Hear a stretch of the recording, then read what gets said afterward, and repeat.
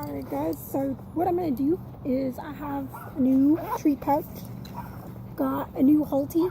This one is a size 3, so yes, it is big for her, but big is okay. I want her to be comfortable and not uncomfortable. Now notice with this, I cannot use my clicker, hold this, and reward, so I'm going to use my words. Going to tell her yes, give her commands. There is nothing wrong with giving them commands. Yes. Yes. Now, notice I'm starting with it big, and I'm going to work it down to her size, which is pretty much right where this mark is. There's already a mark here. It's pretty much where that mark has been made. Yes. Yes. And then what I'm going to do, just make it a little bit smaller. Yes. Yes. Yes. And then what I do, one thing I like to do is kind of make them look up and make her go into it, just like this, where it is on her face. Good girl. I like to use conditioning to get them used to the product. What she's wearing right now, is just a martingale that clips, and it's got the chain part, which is nice, but she's still pulling. So I want to condition her to a Halti and just have her wear this. I think it would be a lot better. There's nothing wrong with Haltis. I will, prongs are not my thing, so a Halti, definitely. They're an amazing tool. Any tool can be used wrong, so you really need to kind of know how to position it. Her leash is hooked to me. You could probably notice I'm not holding it. This has some hooks. It's awesome. I've got everything I need. It's awesome. Making her look up is also giving her the feel of the Halti being on her mouth, and she only gets it when it's on. So notice it's not on. It's on, just kind of holding it there. She's getting a variety. There is kibble, there are these little soft treats that we use, there is a variety of treats in here.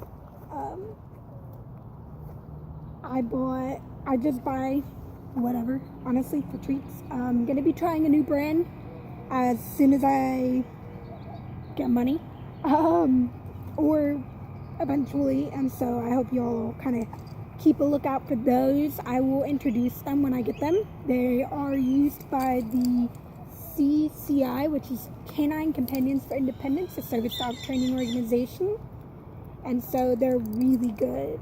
I used to use them, but didn't know if Paisley would like them or if her stomach would take them, so I didn't get them, and she loved them when we tried them again. So we'll be using them.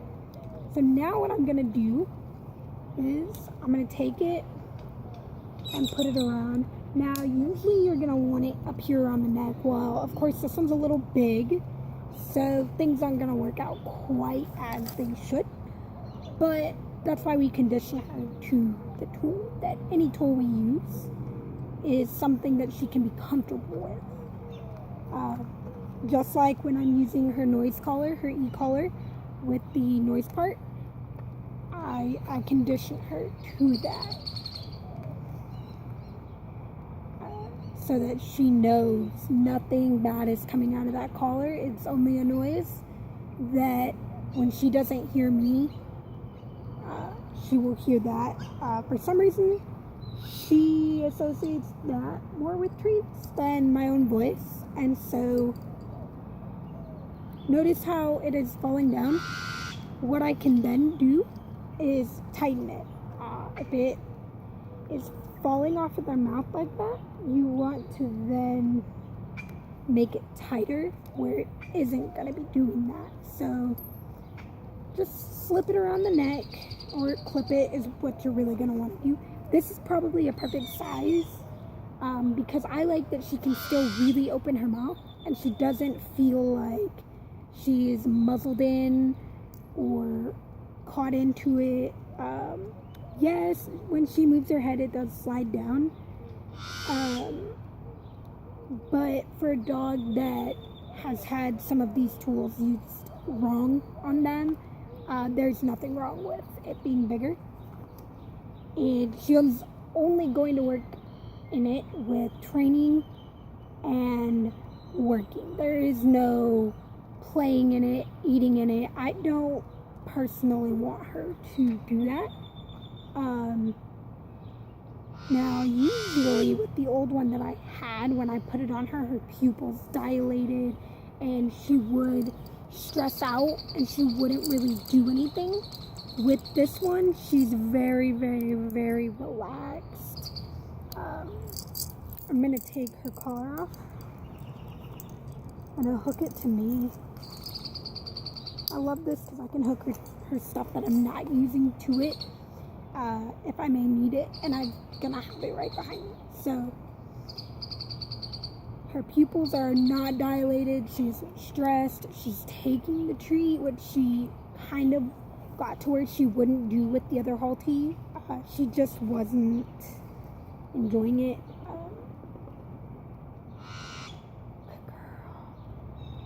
She's actually looking around with the other one. She would just try to take it off or just lay there and sulk. She wasn't excited or anything, and I don't expect her to be excited about the Halti, but definitely being okay with working in it. I'm gonna turn my camera. There's some grass. Let me get it.